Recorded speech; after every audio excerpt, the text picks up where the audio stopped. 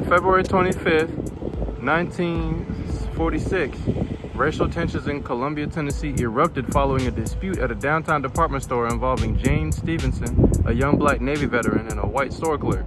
As lynching rumors spread, black veterans and community leaders rallied to protect their neighborhoods and businesses along East 8th Street, historically known as Mink Slide. Julius Blair famously declared, "We are not going to have any more social lynchings in Maury County." When the law enforcement and the Tennessee Highway Patrol responded, the Black Business District was raided. Dozens were beaten and over 100 residents were arrested. 2 men were killed while in police custody. Local leaders contacted the NAACP, bringing Thurgood Marshall and his legal team to Columbia. In a landmark case, 25 black men were brought to trial, and all but 2 were acquitted by an all-white jury in Lawrenceburg, Tennessee. The events echoed past injustices, including the lynchings of Henry Cote in 1927 and Corday Cheek in 1933. Columbia's story made a national headlines and helped lay the groundwork for desegregation and the civil rights movement of the 1950s and 1960s. In the fall of 1946, after representing 2 additional Columbia defendants in the Maury County Courthouse, Marshall narrowly escaped an attempted lynching near the Duck River.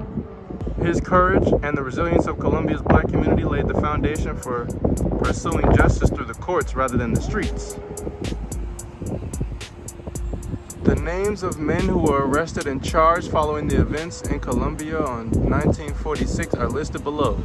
25 were brought to trial in Lawrenceburg, Tennessee. Of those, 23 were acquitted by an all-white jury.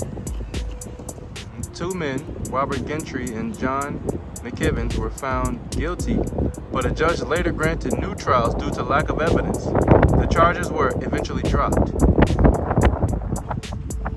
Lloyd Kennedy and William Pillow were tried separately in Columbia later that year.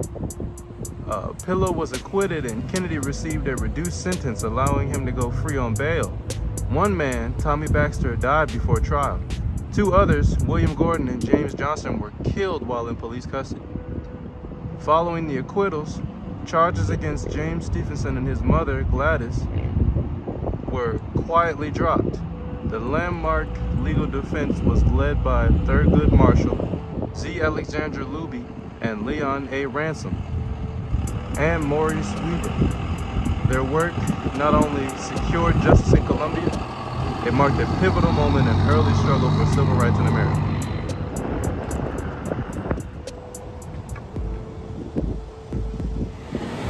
In 1860, Maury County had just over 32,000 residents, of whom 14,654 were enslaved.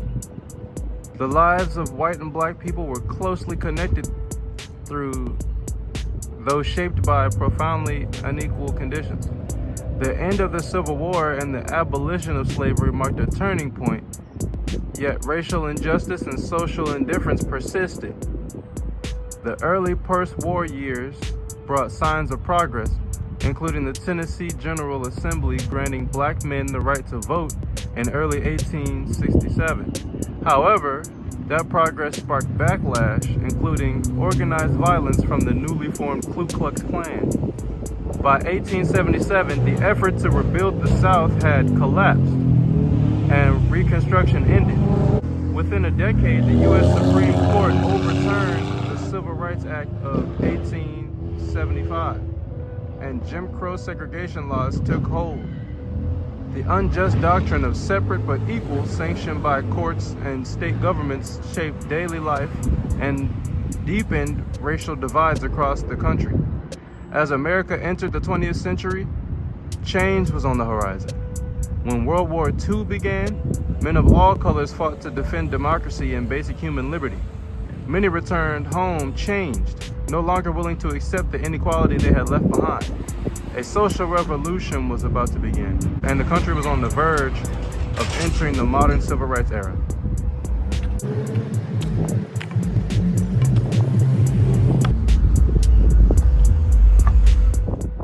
Thurgood Marshall was born on July 2nd, 1908 in Baltimore, Maryland, to William and Norma Marshall. He attended Lincoln University in Pennsylvania and then Howard University School of Law in Washington, D.C., graduating as valedictorian in 1933. By 1934, he was married and practicing law. Marshall soon went to work for the NAACP and helped establish the Legal Defense Fund. He argued several landmark cases before the U.S. Supreme Court involving racial discrimination, including Smith versus Allwright and Morgan versus Virginia. In 1946, Marshall played a key role in the legal defense of black residents in Columbia, Tennessee, following the events known as the Columbia Race Riot. Although he fell ill before the trial began in Lawrenceburg, he continued supporting the case from afar and later returned to Columbia to represent the final two defendants. He and his team of NAACP attorneys secured one of the early civil rights legal victories in post-World War II South. Marshall went on to challenge segregation worldwide. His work in Brown versus the Board of Education helped secure the Supreme Court's unanimous decision in 1954 to overturn the separate but equal doctrine in public education. He later served as U.S. Solicitor General and was nominated to the Supreme Court by President Lyndon B. Johnson in 1967. Marshall served 25 terms and stepped down in 1991. He died early 1993.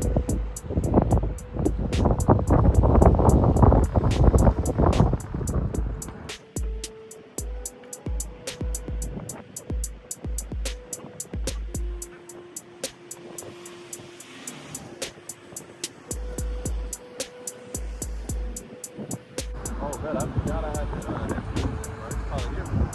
So this is the third Go Marshall roundabout. When I first visited in 2025, it was just a post. It hadn't even had the plaque up yet. And there was some slight controversy about what was supposed to be going on with this. It was designed to be implied that he's stepping on a noose, matter of fact. And as we just read, they even tried to lynch him when he came through to represent, when they called him up, him and the NAACP. Pull up, you can see he's about at the step with his left foot on a rope, not tied up. I'm playing my songs in places that's foreign. Got a backpack full of spray paint from. Okay, yeah, I skate how I'm supposed to. I put you on posters. It's nice to be on the podium. Keep your pedestal. My peaceful position, petrified, perpetual purpose, purposefully positive. Positively professional, that's my prerogative. I beat the schedule, I saw that it's time to take it to another level. Mama knows, I want you to challenge yourself to do better. That's what I'm doing at the park. Every step we're gonna light the path for one another. I share with you, you share with me, and we keep it respectful. All of them doors I walked through, I had to lock in, learn how to move like God moves. All of them times I practiced at the skate park, cause I saw a street spot that I wanted. Stack it up, stack it up, stack it up. I switched the flow up because I can't settle for regular flower and brackish waters. That collab was nice, I still got a board from it. I keep most of my boards just like trophies, lifetime achievement awards. I'm building up a museum at DC Wheels, the Charm City, Smithsonian. Royalty, baby. I hope y'all ain't really think I quit skateboarding. Only thing is, I got my ankle brace on my hip right now. You feel me? Temporarily postponed our regularly scheduled program. So I got about 4 months. They gave me 8 months and I'm halfway through.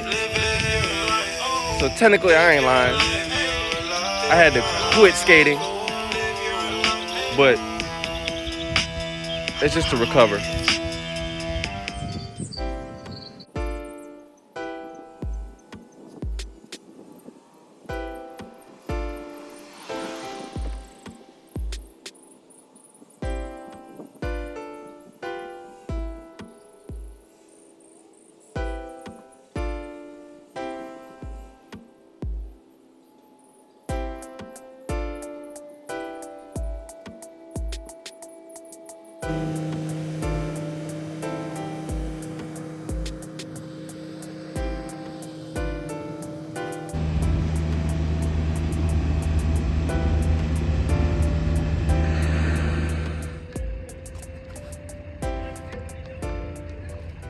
It's been 2 months.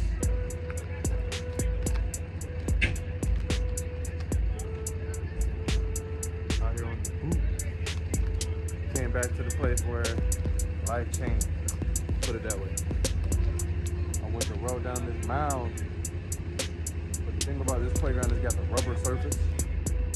So when I go down and hit the transition, my board goes forward and I lean back. Basically sit on my ankle and get 3 pops. Yeah, got the train.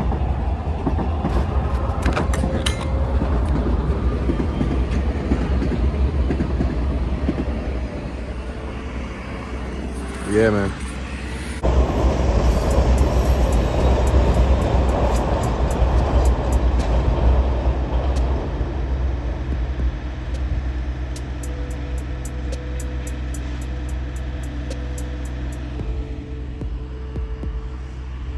Then I was walking under that awning on my way here, and that thing, the snow was like melting, and then like after I walked underneath it, it fell, and I'm like, y'all just escaped death, hit the figure line. Good times, man. Yeah, life been lifing though. Like, so much happened since then. Like, I've been meaning to do this kind of sit down also for a long time. Like, I just feel like getting back from the tour, I hit that post-tour depression that some folks talked about. The idea that, like, you know, after all the excitement and the constant full itinerary, just meeting the new places, new environment, to kind of get back to life without that is like, can be kind of off-putting. Plus, like, my circumstance, you know, I just came right back to having had the rug swept under me and then figuring it out. And much shout out to my loved ones and the folks that believe in me and support me, my support system. And, you know what I mean? Like, we'll be able to do this without y'all for real, man. It's like such a blessing to see that. You know what I'm saying? Like, it's so easy to just be distracted and get caught up in the moment, in the mix. Especially with the way the world looking. Living out here in the district is different. But the district has resources for folks, though. I'm glad to have discovered that. Also,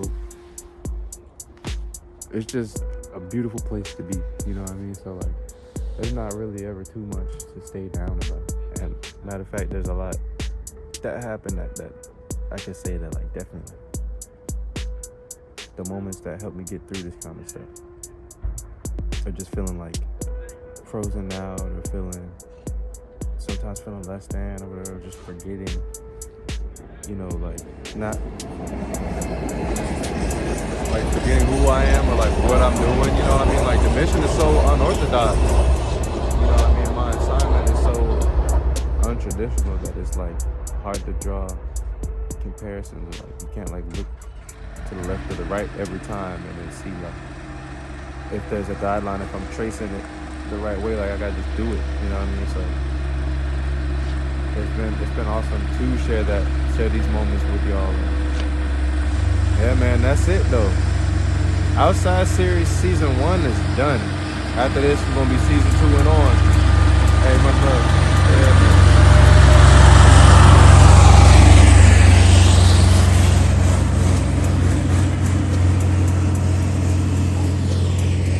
I noticed I started Outside Series technically in December 2024, which is amazing because that means we're already 3 numbers in. All right, it's 2026. Look how life works, man.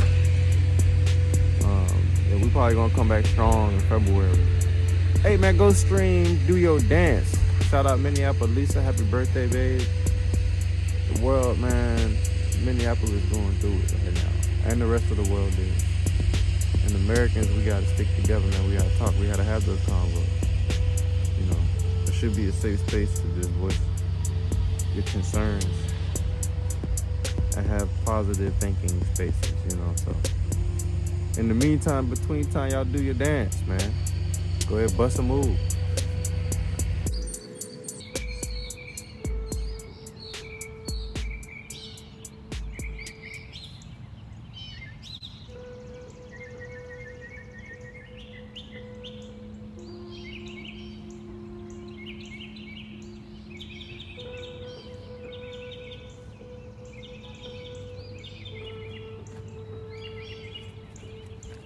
Really though, a few months back, I went to the scene of the crime. Went back to the spot that I was at the day my life changed, and I had to do that research. I recognized that rubberized ground on the playgrounds, it proved to be a formidable opponent. I rode down the hill and I underestimated the transition. When I went back, I noticed that the ground itself is like gray, but then the actual mound, the hill that I rode down, is painted orange, or it's different color orange. So, but the orange and the gray, the line where like the orange turns into gray, it's not necessarily like at the bottom of the transition. Like the orange doesn't go all the way to the ground. So that might be one of the things that helped me miscalculate. And then I'd say another thing would be that the ground itself was just rubber. It wasn't firm. So like it didn't roll true. So when I get to the transition, my board slips out and goes in front of me and I hit the baseball slide. But that's routine, But what made it worse is that the ground grabbed my foot. So like rolled my ankle. It's like I heard 3 pops, bro. It was wild. I'm like, oh. I look up, my man's, he didn't even know yet. I'm like, yo, oh man, it's just me right now. Thugging it. I had to thug it out. Man, I get up, I walk over. I'm like, bro, I'm gonna have to call them folks, bro. I couldn't get myself to take a step and put pressure on my foot to walk away. I went to Howard and they was like, yeah, your ankle broke. You know what I'm saying? And gave me a splint and like some of course they gave me some pain meds to set it. Then I went and got a second opinion. And I got recommended to a specialist. And because it turns out there was more than just something to be written off as a broken ankle. It was a distal fibula fracture. You know what I mean? Like I broke the bone on the right side of my right leg that's next to my ankle. So healing up. That was December 5th. And it's like April 3rd right now. So I'm halfway through the healing process. The most challenging thing is just staying disciplined. It's one thing to just wake up and maybe go skate. But like at this point, it's like I got to strength train. It's a bunch of strength training going on, because if I don't get my range of motion back, I ain't going to be kirking the way I was. But I just seen the, fellow brother. I'm about to go say what's up. All right, y'all.